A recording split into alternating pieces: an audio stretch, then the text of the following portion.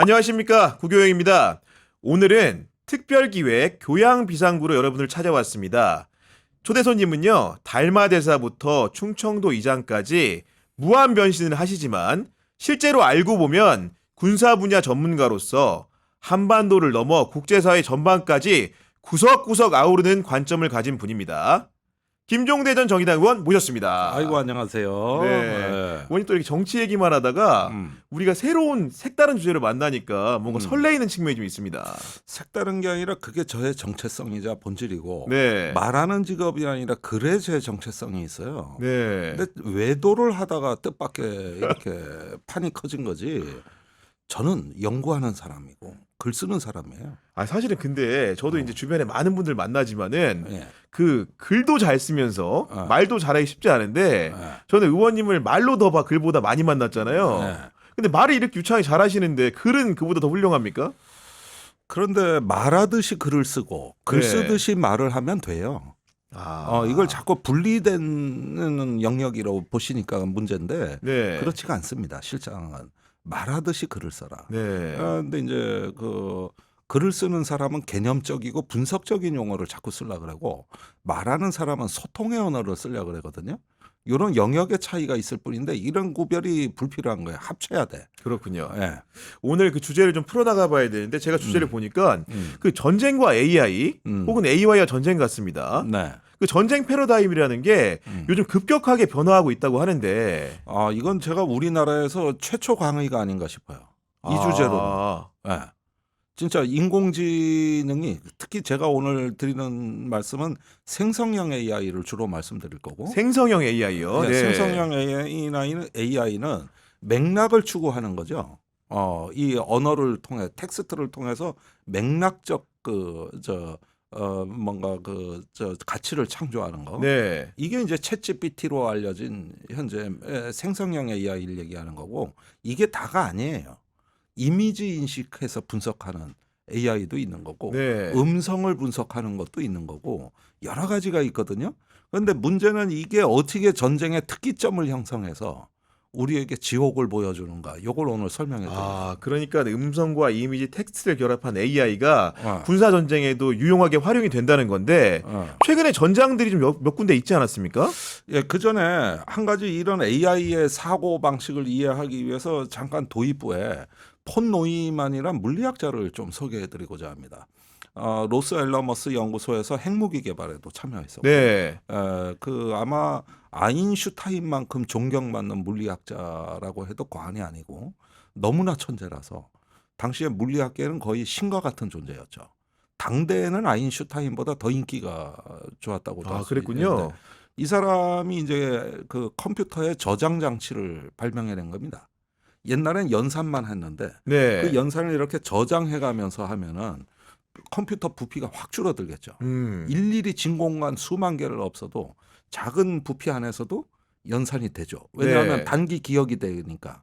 이거를 만드신 근대 어떤 인공지능뿐만 아니라 컴퓨터의 아버지라고 해도 과언이 아니고 미국에서 수소폭탄 개발에 깊숙이 관여한 인물이자 미국의 랜드 연구소의 창설 멤버입니다. 그런데 이때 당시에 제가 왜 폰 노이만 얘기를 들려드리냐 하면은 이 기계적 수학적 합리성으로 국제 정치를 본 그 세계가 우리한테 너무나 충격적이기 때문이에요. 그러니까 이 폰 노이만은 소련에 대해서 1950년대 이제 소련이 핵을 개발해서 미국을 쫓아오지 않았습니까? 즉시 소련을 미국이 핵을 갖고 있을 때 선제 공격해서 소련을 완전히 초토화시키는 게 가장 괴멸시키는 평화를 지킨다. 이걸 일명 예방 공격론이라 그러는 거거든. 프리벤티브 워. 예방 공격론이라 그러는데 이 사람의 세계관은 뭐 억제, 균형 이딴 거 필요 없어. 선제 공격으로 쓸어버리는 거 외에는 평화가 없는 거야. 이걸 평생 설득하다가 56살에 암으로 죽었어요. 아이고. 그런데 그 사람의 남긴 과학적 업적이 너무나 위대해서 우리가 추앙을 받는 거지. 실제 이 사람의 사고는 기계적 합리성, 수학에 정통하자 그것이 어떤 그 인간이 상상할 수 있는 가장 냉혹하고 네. 잔인하고 치명적인 어떤 사고를 했던 사람입니다, 사실. 네. 그랬는데 그 사고는 그 시절에 묻혔어요. 그런데 이제 후에 그러지 말고 소련의 핵무기 우리가 미국이 핵무기 하면 상호 확증 파괴라고 해서 공포의 균형을 이뤄 평화가 되는 거다. 억제파. 그런 거 하면 무슨 소리야. 군비 통제 협상을 해서 미사일 저 숫자도 제한하고 선제 공격 서로 안 하기로 장치를 만들면 돼. 협력파. 이런 쪽이 우리가 오히려 많이 알지. 저런 식의 예방 공격, 선제 공격으로 싹 쓸어버리자고 얘기를 하는 거는 좀 너무 인간답지 못하고 잔인한데 이게 바로 수학적 합리성이었다는 겁니다. 네. 그런데 이 폰 노이만이 현대에 부활을 했다. 무엇으로? AI로. 그래서 너무나 천재적이고 아마 인공지능이 사람을 볼 때는 너무나 이해가 안 되고 미련하고 느리고 그다음에 무슨 알 수 없는 어떤 그 생물학적 요인 예컨대 정에 끌린다든가 사륙을 꺼려 한다거나 이런 거에 따르는 어떤 인간을 벌레로 볼 거라고 인공지능 입장에서 이게 폰 노이만의 사고방식입니다. 그런 사고방식을 들으니까 인간 사륙이라는 게 AI를 통해서 가능해진다면은 정말 처참한 지경에 이를 것 같은데 오늘 그 실상을 보여드리겠다. 네. 실상을 보여드리는 겁니다. 지금 이스라엘 하마스 전쟁을 한번 살펴보죠. 여기서 여러분들께 충격적 진실을 알려드리겠다. 충격적 진실이요? 네, 어떻게 AI가 활용이 된 거죠? 전장에? 네. 올해 4월에 있었던 일입니다. 그 이스라엘 팔레스타인의 언론인들이 협업을 해서 만든 매체가 플러스 972라는 매체가 있어요. 네. 아마 972명이 만들어서 이런 명칭이 붙었나 싶었는데 자세히 몰라요. 그런데 올해 4월 초에 충격적인 사실이 폭로가 됐는데 이스라엘이 그 가자 지구에 지상군을 투입해 가지고 하마스 괴멸 작전을 할 때 이 인공지능 시스템 라벤더를 활용했다는 겁니다. 라벤더요? 라벤더. 네. 이게 이스라엘의 과학기술 부대 8200 부대가 개발한 인공지능 프로그램이거든요. 네. 이건 뭐냐면은 팔레스타인에 대한 인물 데이터가 평소에 축적이 돼 있어요. 그러면은 그 데이터를 쫙 모아서 그 실제 전장에서 안면 인식 기술로 이 축적된 데이터의 인물이 어디선가 발견될 수 있는 거예요. 그렇죠. 그런데 얘가 하마스인지 아닌지 모르잖아. 그렇죠. 그걸 판단해 주는 겁니다. 어떻게 판단하는 겁니까? 그러니까 어떤 패턴을 가지고 복장, 행동, 그다음에 뭐 그 사람에 대한 기본 정보 이렇게 해가지고 8200 부대는 90%의 확률로 이 하마스 요원을 식별했다고 하는 거거든요. 90%예요. 근데 실제로는 다 가짜예요. 검증된 적이 없어요. 그리고 10%만 틀려도 위험한 거예요. 사실. 당연하죠. 무고한 생명이 죽을 수 있는 거 아닙니까? 자, 이때 네타냐후 총리가 그 하마스 괴멸을 그 전쟁 목표로 내세우고 지상군을 투입했는데 하마스 전사들이 계속 로켓포로 저항했습니다. 그러니까 조기에 전쟁을 끝내겠다. 그때 2, 3주면 끝난다 그랬거든요. 근데 지금 벌써 몇 개월째입니까? 네. 이제 조금 있으면 1년입니다. 그런데 아직도 저항이 있거든. 그럼 하마스가 다 괴멸 안 됐다는 뜻이니까 연일 군에다가 더 많은 하마스를 사살하라고 압력을 넣겠지. 네. 그러니까 군도 지치지. 그걸 분석하려면은 하마스의 이동 경로, 이 신원 이런 걸 파악하려면 시간과 노력이 많이 들거든요. 그런데 라벤더라는 시스템을 도입해 가지고 누가 하마스인지 표적 정보를 받았는데 이럴 때는 하나의 표적당 평균 분석 시간이 20초밖에 안 걸렸다. 그래가지고 이거를 갖다가 이 표적 정보를 공격 부대에 넘겨주는 겁니다. 그러면은 공격 부대가 또 어떻게 공격을 하냐면은 얘들이 하마스야? 알았어. 그런데 추적해봐. 근데 안면 인식 기술이나 여러 가지 기술로 동안에 어디서 발견이 됐어. 그러면 그냥 죽이지 않아요. 집에 갔을 때. 자택에 귀가 있을 때. 이때가 폭격의 성공 확률이 가장 높았다는 거야. 그래가지고 가옥에 들어왔을 때 가족하고 있을 때 그때 폭격을 하는 게 가장 성공률이 높은데 이 건물을 찾아주는 서비스에 또 인공지능이 등장하는데 이게 가스펠이라는 시스템입니다. 가스펠 시스템이요? 네, 이건 하마스가 사는 시설이나 건물을 찾아내는 거죠. 이 두 개를 쓰다 보니까 어떤 현상이 일어나냐면은 일가족 몰살이 굉장히 많아요. 10명 이상의 가족이 한 번의 공격으로 몰살하는 사태. 네. 그게 올해 4월 24년 4월 현재 312가구가 발생했습니다. 그리고 민간인이 총 3만 2천 명 정도 당시 기준으로 민간인이 사망했는데 여기에서 이제 처음에는 폭격을 꺼렸겠지. 공격부대 전투원이. 네. 민간인이 있는데 어떻게 해야 될까? 그때 내려온 게 1대 15의 법칙입니다.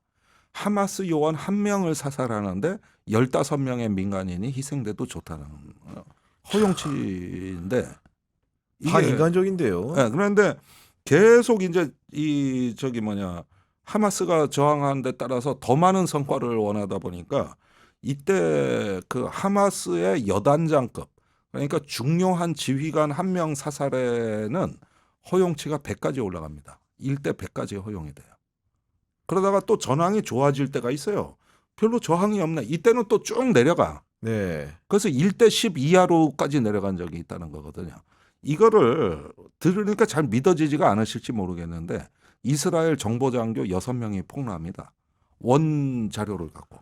야. 그게 이제 플러스 972 매체에 보도가 되고 영국의 가디언지가 그 자료를 받아가지고 지금 그 독점 단독 보도를 계속하고 네. 있는 거거든요. 그러면은 여기서 보시면은 이렇게 해서 인공지능이 판단해주는 어떤 그 건물과 인물에 대해서 전투부대가 검증 없이 썼다. 검증하지 않고 썼다.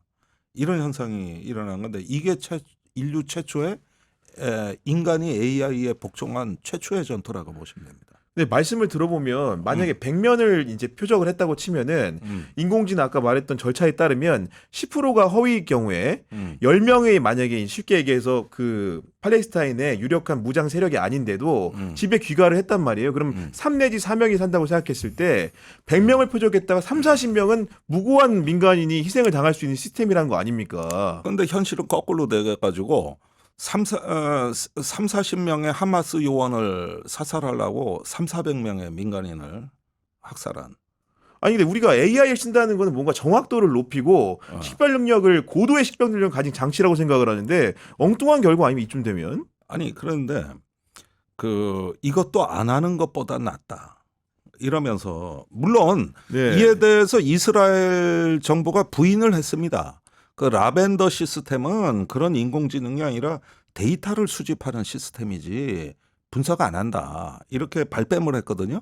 그러자 그 반박하는 자료들이 끊임없이 나온 거예요. 이 정보장교 6명이 들고 나온 거거든. 네. 그리고 자기들이 직접 했다고. 실행을. 그래가지고 이제 다 반박이 됐는데 그러면서 이제 계속 하마스가 저항을 하니까 성과가 안 나오니까 매개 변수를 또 바꾸기까지 했다는 거예요. 하마스 요원이 아닌 일반 치안을 유지하는 경찰일 수도 있고 소방관일 수도 있고 이렇게 어떤 그 공적인 임무를 수행하는 다른 인원도 서서히 하마스로 이제는 포함시키기로 하는 현상이 일어났다는 거죠. 그래가지고 이 매개 변수가 완화된 거거든요. 자, 이렇게 된 게 바로 이 3만 명 민간인 학살이 어떤 원리에 의해서 저런 어떤 학살이 일어났는가에 대한 어떤 핵심적인 설명을 우리한테 제공해 주는 건데 여기에서 나타난 특징을 보기로 하겠습니다. 첫 번째로 인간이 기계에 자발적으로 복종했다는 겁니다. 그러니까 지금까지 인공지능을 옹호하고 심지어는 군사적 AI 그 자율무기 사용을 옹호하는 자들의 주된 논지는 인공지능은 수단이야. 인간이 통제하면 돼. 네. 의사결정은 인간이 하는 거야. 이렇게 주장하면서 AI를 적극 활용하자는 거였잖아요. 네. 그랬는데 이런 믿음이 깨진 거예요. 그러니까 인간이 기계가 시키는 대로 자기 판단을 개입시키지 않고 자발적으로 기계에 복종했다. 이게 첫 번째 특징인 거예요. 네. 그래서 인공지능이 인간의 결정을 돕는 보조적 수단이라는 환상은 여기서 깨졌다. 무슨 뜻인지 아시겠죠? 네, 이해됩니다. 그리고 그래서 그 조 바이든 대통령이 이제 올해 초 작년에 이렇게 행정명령을 통해 가지고 AI에 대해서 내린 군에 대한 지침은 AI의 안전성과 신뢰성을 엄격히 평가하며 반드시 공격 명령은 인간이 하는 것이어야 최종 한다. 버튼은 인간이 눌러라. 네. 이렇게 천명을 했고 이 기준에 전 세계 50개국이 지지하고 맞다. 네. 저렇게 해야 된다 그러는데 이 기준이 막상 전쟁터에 들어가면 지켜지기 어려운 이런 사정이 생겨나는 거죠. 이래서 인간이 자발적으로 기계에 복종하고 있다. 사실 우리가 인공지능 알고리즘의 노예가 된 지 오래예요. 그저 유튜브나 뭐 SNS나 뭐 아직 우리가 무슨 구글로 세상을 검색합니까? 구글이 우리를 검색하지. 네. 우리는 천연 자원인 거야. 그러니까 이미 주종 관계가 바뀌고 있다. 이게 굉장히 중요한 신호라고 할 수가 있는 거거든요. 자, 이렇게 보면서 인간이 실수를 이런 걸 하더라도 그건 기계가 한 일이라고 또 자기 면피용으로 이 기계를 그렇겠죠. 네. 또 활용하게 되니까 점점 심각해지면서 인간 우위의 사고가 붕괴될 수 있다. 이게 첫 번째 특징이고 두 번째는 이 기계는 인간성이나 여론을 고려하지 않고 냉혹하게 임무를 수행하면서 기계와 인간의 사고방식이 다르다는 점을 스스로 보여줬다. 이 부분에 대해서 제가 한 가지 설명드릴 게 역시 4월에 펜타곤에서 생성형 AI 이거 자꾸 제가 생성형 AI라고 그러는 게 LLM이라는 겁니다. 네, 압니다. 라지 예. 랭귀지 모델, 거대 언어 모델이라고 하죠. 이거를 전투 의사결정에 활용하는 시뮬레이션을 해봤다고. 그런데 여기서 충격적 결과가 나왔어요. 이게 올해 초에 나온 자료인데 인간 팀과 달리 기계 팀은 막상 분쟁이 발생하면 선제 공격이나 핵무기 사용에 대해 너무나 선호도가 높았다. 주저하지 않는다.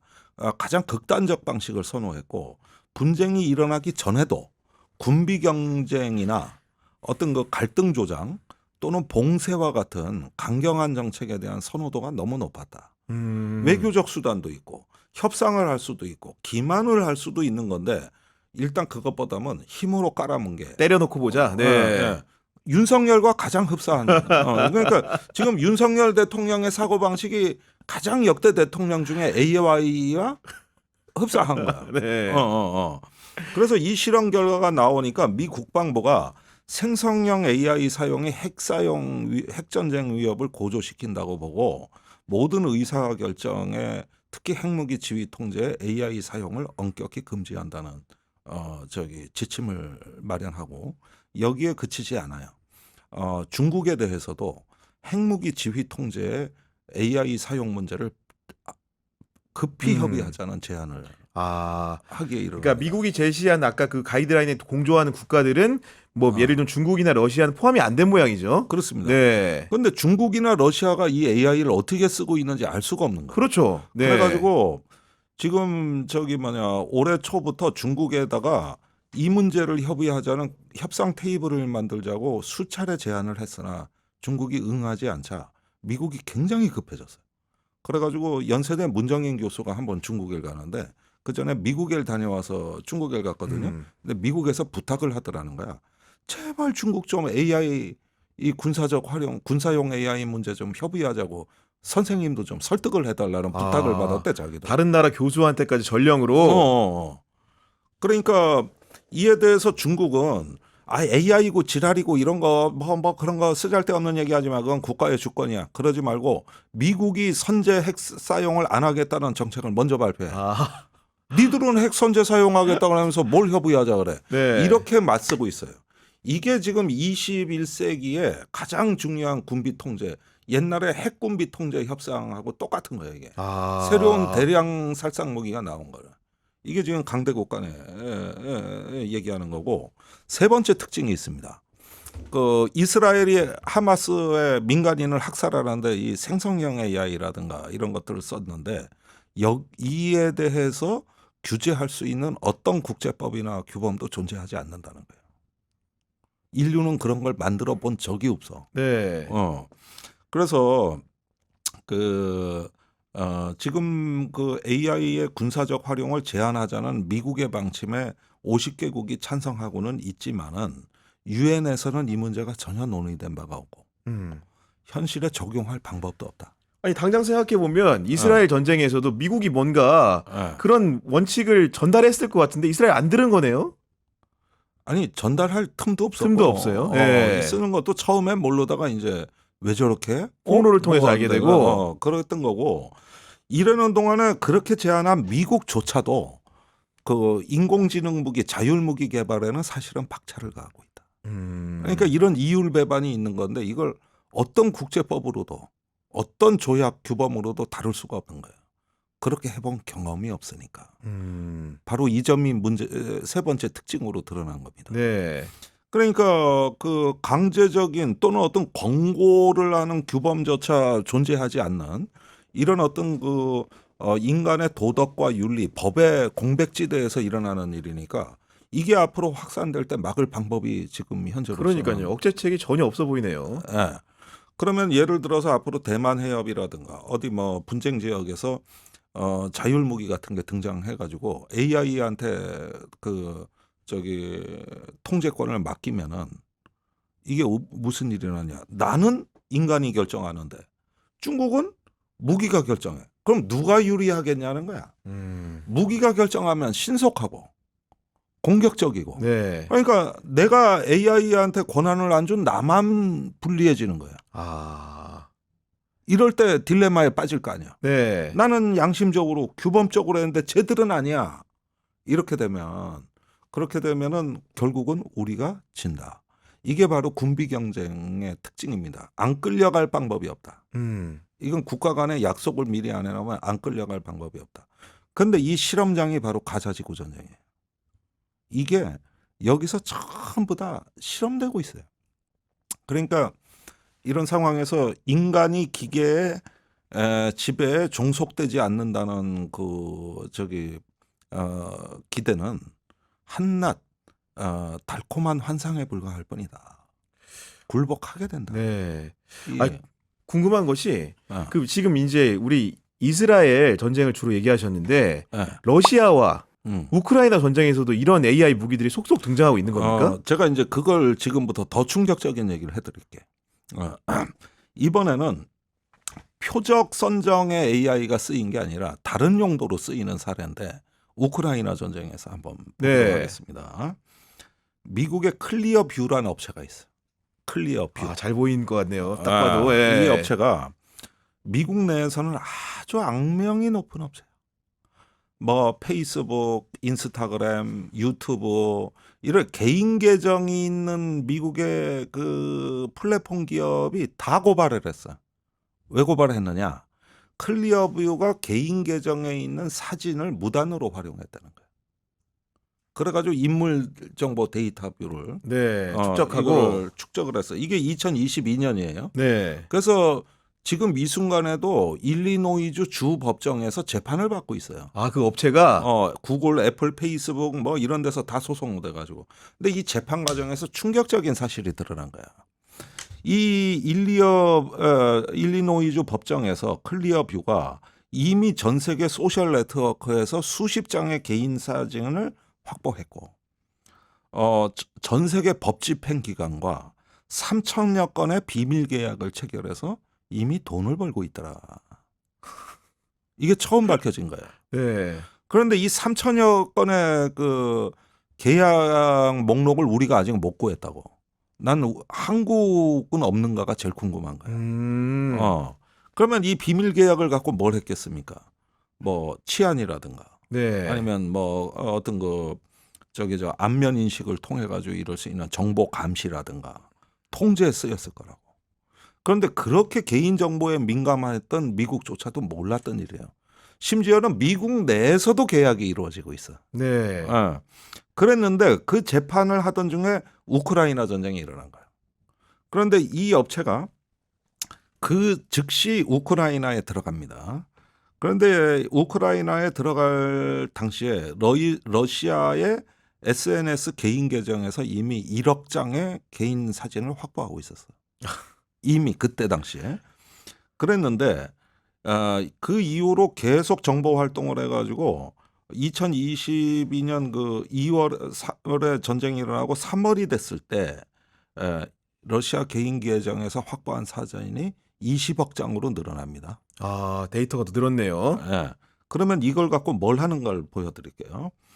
그 러시아 병사가 죽었어. 시신이 발견됐단 말이에요. 그런데 그 병사의 신원을 알아내는 거예요. 얘가 누군가. 심지어 얼굴이 훼손됐어도 알아내. 몸의 다른 특징. 어깨에 문신이 있을 수 있고. 그렇죠. 그러면은 이 비슷한 체격과 나이에 문신이 있는 사진을 또 다 검색해 볼 수 있는 거죠. 그렇게 해가지고 이 검색창에 그 사진을 이렇게 업로드하고 안면 복원을 해서 업로드하면은 2, 3분 내에 러시아 병사의 신원을 95%의 확률로 확인했다. 95%입니다. 그러면은 이 데이터를 갖고 뭘 하느냐? 네. 이 데이터를 우크라이나 정보군에 넘겨줘.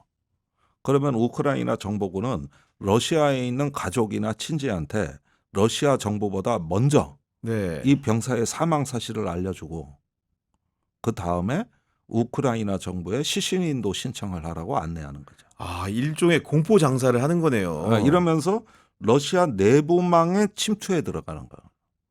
여기에 이 정보전을 하는데 우크라이나 다 뭐 쓰러져가는 나라라 그러지만은 네. 3만 명의 정보군이 있어요. 이걸 지휘하는 사람이 미하일 페로도프 부총리입니다. 이게 굉장히 비밀 작전이라서 이게 작년 6월부터 이 작전이 시작됐는데 단 한 번도 브리핑된 적이 없습니다. 단지 그 배우가 클리어뷰라는 업체가 있다는 것만 알려졌고 네. 현재 우크라이나의 6개 정보기관 예를 들어서 불신 검문을 하는 치안이라든가 전사자 관리라든가 여러 가지 정부의 기능이 있을 거 아닙니까? 네.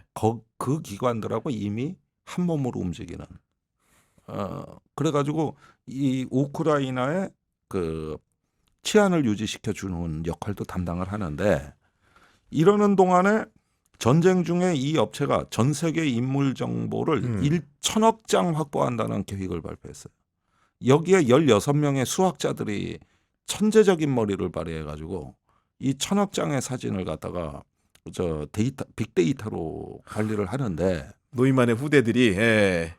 미국 내에서 지탄받던 기업이 갑자기 우크라이나 전쟁 때 영웅이 돼버린 거예요. 이게 완전히 이미지가 바뀌어버리는 거죠. 이게 또 AI의 가공할 상황. 그러니까 전쟁은 악을 선으로 바꿔준 거예요. 선과 악을 뒤집히게 만든 거예요. 그게 전쟁의 무서운 점입니다. 그런데 여기에 이 외에도 일론 머스크의 스타링크 위성 와이파이 스타링크 위성 체계에도 사실은 러시아 우주국이 전자적 공격, 해킹을 했는데 즉시 회복하는 능력을 보여줬는데 이건 미 국방부도 갖고 있지 못한 기술입니다. 사흘 만에 다 회복하니까 죽여도 살아나고 죽여도 살아나고. 통신을 예. 그런데 이제 통신 알고리즘을 계속 지가 스스로 바꿔. 그리고 위성 몇 개가 마비돼도 룰러 위성, 이 위성을 통제하는 룰러 위성이 자체적으로 생성돼서 네. 얘가 룰러 위성이었는데 작동을 안 하면 제가 대신하고. 임무를 대신하는 거네요. 이렇게 해서 네. 생물처럼 움직이면서 지상의 터미널하고의 이 교신을 통해 송수신 그 알고리즘을 계속 소스 코드를 바꿔가. 이러니까 러시아가 못 뚫는 거야. 뚫어봤자 소용이 없는 거야. 다 살아나. 이렇게 됐고 한편으로는 그 우크라이나의 그 국제사회가 지원한 군대의 보급과 민간 구호에 대한 물류를 담당한 거는 우버 택시가 한 겁니다. 우버 택시의 그 패신저와 드라이버를 연결하는 그 인공지능 플랫폼이 활용이 돼가지고 수천 대 트럭을 다 통제했고, 그 다음에 인공지능을 통한 그 영상 분석이 또 정보전에서 앞서 나가는 이거 외에도 제가 읊으려면 끝이 없는데 실리콘밸리의 인공지능 상위 업체는 전부 우크라이나 전쟁을 테스트베드 신흥기술의 시험장으로 다 썼다. 그러니까 미국 내에서 규제 때문에 못하던 게 전쟁이 벌어지니까 다 풀리는 거지. 이스라엘도 이렇게 공격을 처음에 인공지능이 하려고 했던 게 아니라 전쟁이 그걸 다 합리화해줘. 전쟁이 다 합리화해 주는 거죠. 이렇게 해서 실리콘밸리가 최근에 기술적인 폭발을 하는 데 있어서는 우크라이나 전쟁의 역할을 빼놓을 수가 없어요. 그리고 이건 문명사적인 전쟁이에요. 그러니까 이제는 미국의 군산복합체도 이 실리콘밸리에 비하면 초라해 보여. 그럴 정도로 우크라이나 전쟁은 기업의 전쟁이었다. 그런데 여기에서 나타난 그 새로운 어떤 문명사적인 특징을 한번 정리를 해드리면 이겁니다. 이건 내가 평소에 연구 많이 한 거야. 이거 내가 전쟁 이래로 이거 어디 가서 이런 명강이 어디서 듣겠냐고. 네. 첫째, 민간 기업이 기존의 전쟁법이나 국가의 행정 절차를 거치지 않고 전쟁에 참전한다. 그러니까 일론 머스크가 스타링크 위성 체계를 우크라이나에 자기 결정으로 줬거든요. 그때 국가를 어떤 통하지 않고 의회 절차가 동의 절차가 필요가 없죠. 기업이 하면 필요가 없죠. 클리어 비오가 허락받고 간 게 아니에요. 기업은 무슨 뭐 전쟁법이니 뭐 전쟁 수권법이니 뭐 행정명령이니 이런 거에 구애를 안 받고 가는 거예요. 글로벌 기업이고. 네. 그래서 일론 머스크를 보면 기업인이기도 하고 외교관이기도 하고 교전 당사자기도 한 거예요. 그러니까 우리가 그동안 제네바 협약이란 건 뭐야? 전투원과 민간인을 구별하라는 거 아니야. 그래가지고 인도적 대우를 해주라는 건데 일론 머스크는 여기서 어디에 해당되는 거야?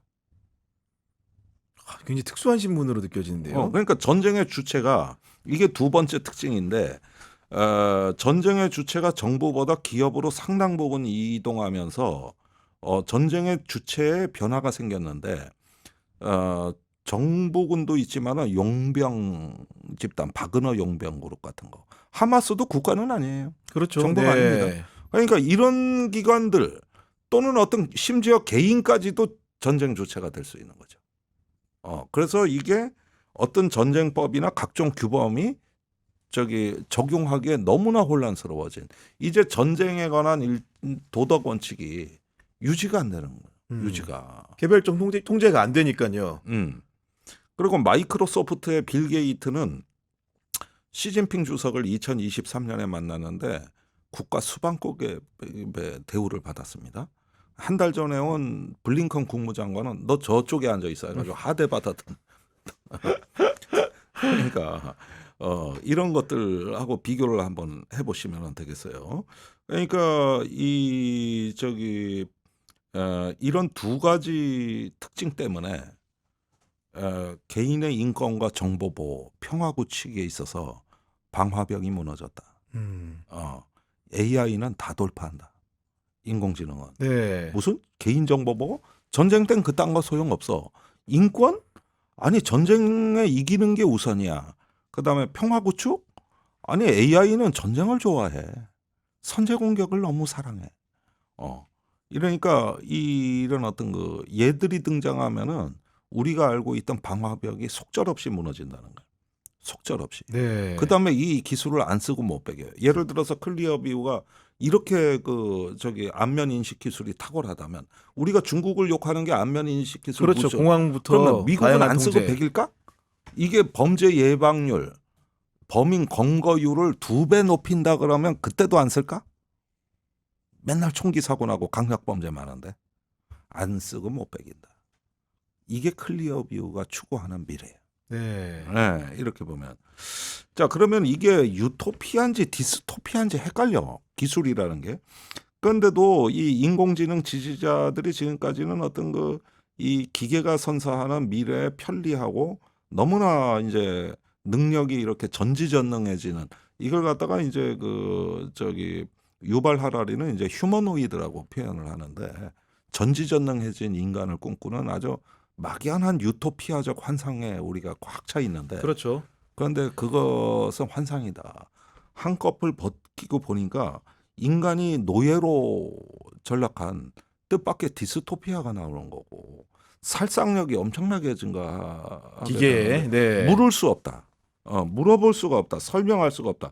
물론 이 이야기를 듣는 여러분들 중에서 지금쯤이면은 제 얘기에 반박하고 싶으신 분들이 많을 거예요. 굉장히 많을 거라고 저는 생각해요. 이건 정말 미국 내에서 전문가들도 의견이 딱 갈라지는 거라고.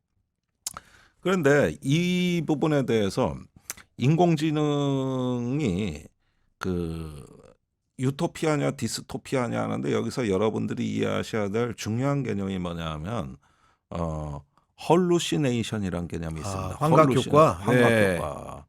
이 인공지능이 어떤 아주 비윤리적이며 황당한 가끔 문장을 만들어내잖아요. 네. 나는 히틀러를 사랑해. 유대인은 다 죽여버려야 돼. 뭐 이래가지고 난리가 난 적이 맞아요. 있잖아요. 네. 근데 이게 뭐냐면 어떤 그런 데이터를 학습했기 때문이거든요. 거기서 나오는 인공지능이 이제 그려주는데 가짜 정보이거나 비윤리적인데 사실인 것처럼 그럴듯하게 들리면서 우리 인간 정신의 취약한 점을 파고드네. 신속하게 네. 파고드는 이거를 헐러시네이션이라고 그러는 거예요. 헐로시네이션. 이 환각 효과는 거짓을 진실로, 악한 거를 선한 것으로 착각하게 만드는 기술을 얘들이 갖고 있기 때문에 이 환각을 막는 AI도 등장하고 있어요. 네. 그걸 식별해 주는 AI. 그러니까 한쪽은 이제 십자군처럼 우리는 선하게 지키는 AI야. 이런 것들도 등장을 하고 있는데 얘들의 싸움을 우리가 알 수가 없다는 거야. 그래가지고 챗GPT를 비롯한 생성형 AI의 가장 중요한 부작용으로 거론되는 데는 환각.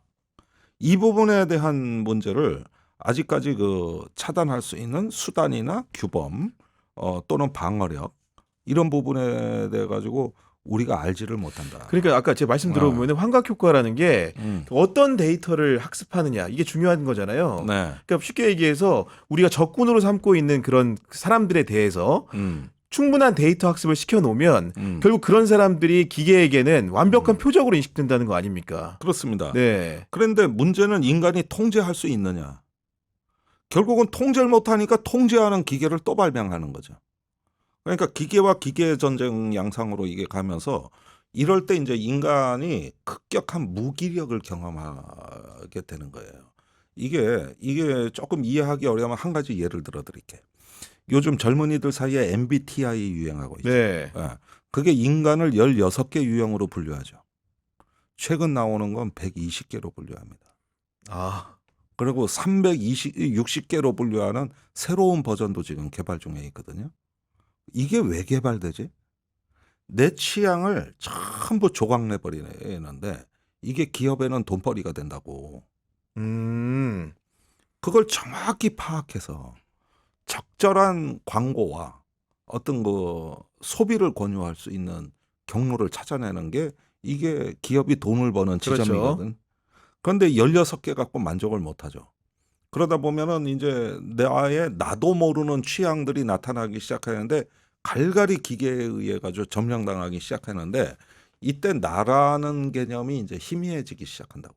나는 어떤 수단이 아니라 내 자신이 목적이고 여러 개의 어떤 상이한 요소가 통합된 존재고 자율적 존재이며 나는 나에게 주권을 갖고 있는 존재고 목적이란 말이에요. 네. 그런데 아침에 출근할 때 뭐 이런 게임, 점심 때는 이런 어떤 유튜브, 저녁 때는 뭐 이런데 어느 사이에 기가 막히게 파고 들어오니까 내가 결정했다고 착각을 하지만은 내가 결정한 게 아니라는 거고 거기서 기계에 의해서 서서히 이제 함몰돼가는 인간성들이 나타나기 시작하는데 이것이 장기적으로 쌓이게 되면은 부작용이 나라는 개념이 해체되기 시작하는 거죠. 그러면서 이제 완전히 파편화되고 나는 하나의 기계가 채굴해야 될 천연자원이 되는 것이죠. 네. 여기서 이제 채굴당하는 이런 현상이 되는 거인데 이런 현상을 전쟁에 이용하자는 담론이 나타났어요. 그게 2011년에 최초로 나온 피스 제너레이션 워페어라는 워페어 핸드북. 그러니까 5세대 핸드북이라는 게 처음 나와. 여기에 데니얼 에봇이라는 학자가 놀라운 주장을 하는데 5세대 전쟁 때부터는 새로운 전쟁 양상이 나타난다는 거야. 이게 뭐냐면 인간의 의식을 조작하는 전쟁입니다. 가짜 뉴스 그걸 위한 이메일 메시지 이건 구닥다리야. 그런 차원이 아니야. 인간의 의식을 조작하는데 전쟁에서 지면서도 지고 있다는 걸 모른다. 그다음에 이 사람의 취향에 따른 문화와 종교의 아이콘들을 등장해가지고 생각을 바꾸게 만들어. 이렇게 해서 집단은 파괴한다.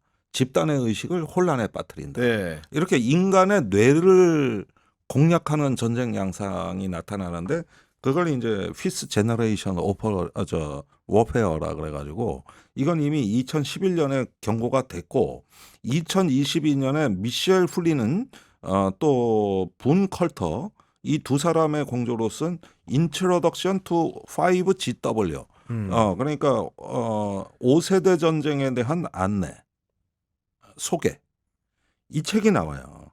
거기서부터 이제 이 어떤 그 문화와 종교의 아이콘을 활용하는 새로운 전쟁의 가능성이 이제 제시가 되는데 여기서 이제 주장에서 제가 인상적으로 본 대목은 공적인 조직은 통제력을 상실하고 강력한 개인 트랜스 휴먼이 등장하는데 개인의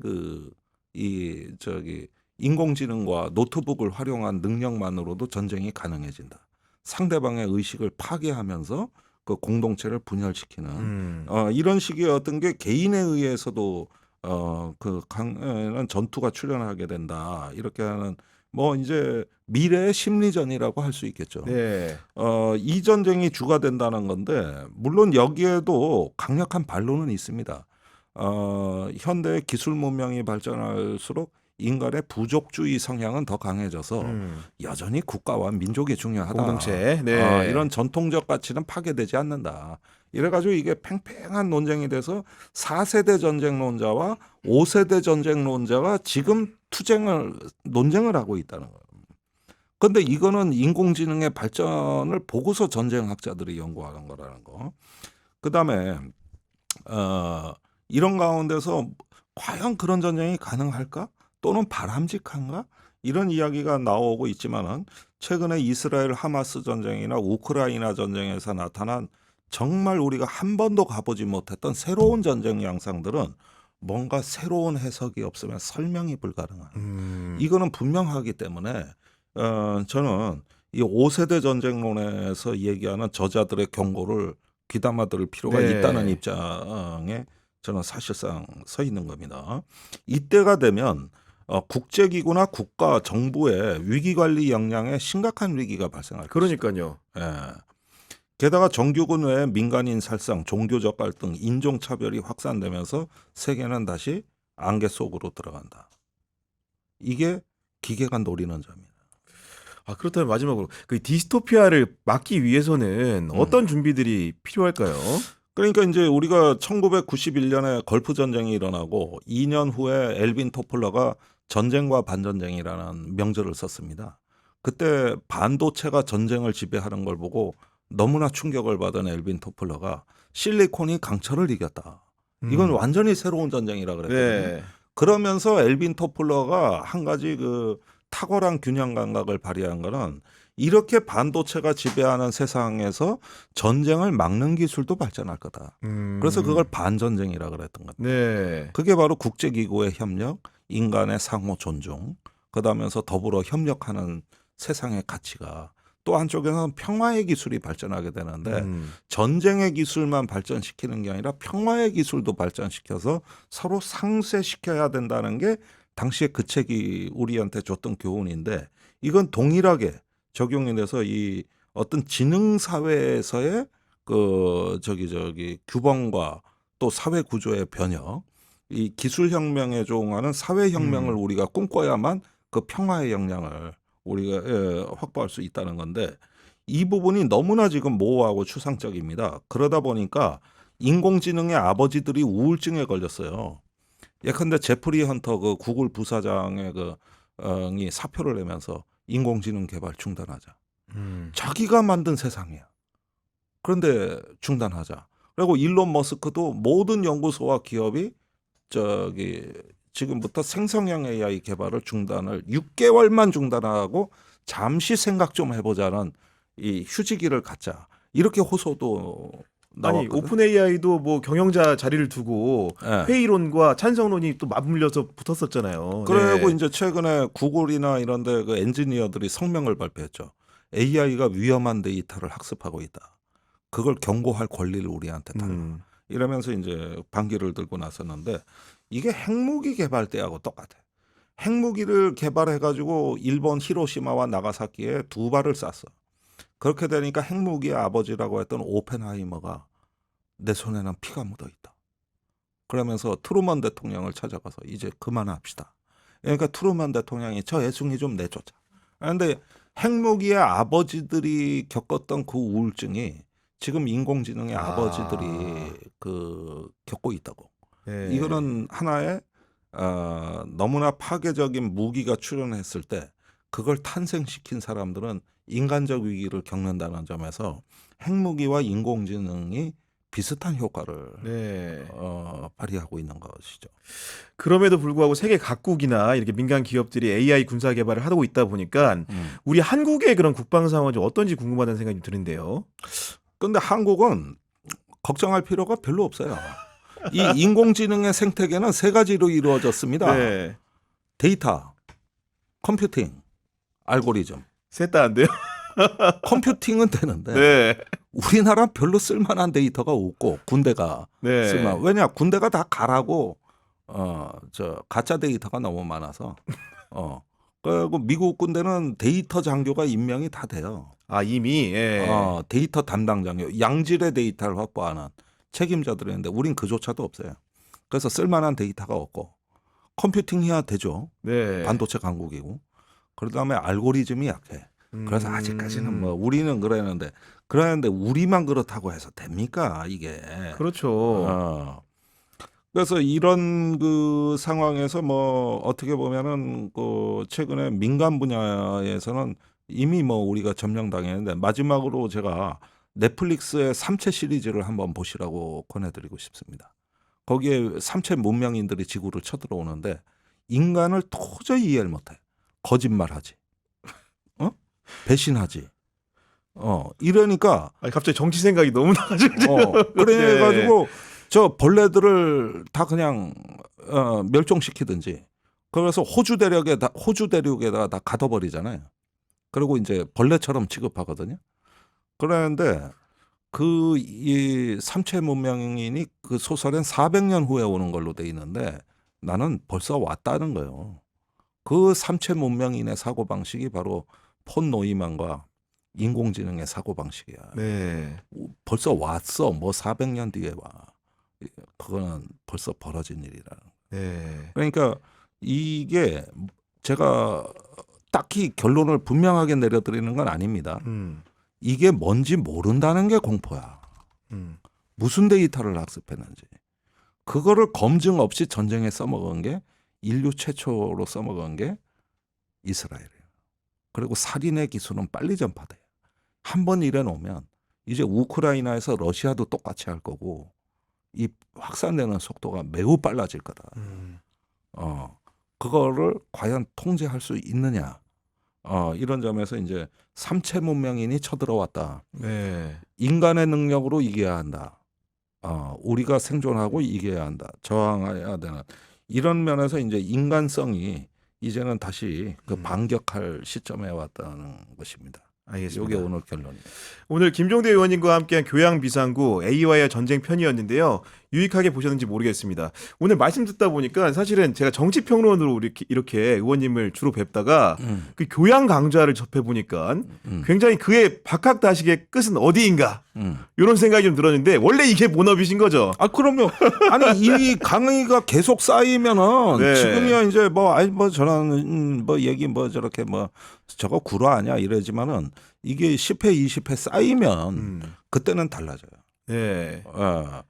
누구도 설명 안 해주는 진기한 얘기를 만들어 가주니까 이것도 제가 첫 번째지 이 이야기도 계속 진행됩니다 앞으로. 네. 어쨌든 네. 기업의 탐욕과 인공지능의 환각이 결합될 때가 위험하다. 그때는 자본주의도 파괴되는 신봉건주의로 가는 거예요. 플랫폼의 초독점 사회. 네. 그게 바로 지옥입니다. 그리고 말씀하셨던 것 중에서 결국은 모든 군사 기술들이 그랬던 것 같은데 개발한 분들이 나중에 땅 쉬고 후회한 일들이 가장 먼저 온다는 거 아닙니까? 그게 바로 네. 대량 살상 무기가 그렇습니다. 네. 예. 이거는 21세기의 수소폭탄이에요. 우리가 어떻게 다루느냐에 따라서 인류의 복리와 어떤 인간의 능력을 확장하는 데 크게 기여할 수도 있지만 커다란 재난으로도 이어질 수 있는 건데 인간이란 무엇인가로 다시 되돌아가야 돼. 그래서 우리가 기계와 무엇이 다른가. 네. 이거를 깨닫는 게 이 기계의 위험을 통제하는데 가장 중요한 출발점이라는 거. 그리고 우리는 여전히 인간이라는 거. 이걸 잊지 마십시오. 네. 그 뭔가 기계 문명에 대해서 대항할 수 있는 인간성 회복이라는 측면에서 다음번에 한 번 더 교양 비상구에서 김종재 전 의원님 모시고 얘기 나눠보도록 하겠습니다. 구교영의 교양 비상구는 내일 오후 4시 또 여러분들 찾아뵙도록 하겠습니다. 똑같습니다. 경향TV 구독, 좋아요는 해주셔야 되고요. 팟빵에서도 많은 청취 부탁드립니다. 지금까지 시청해주셔서 감사합니다.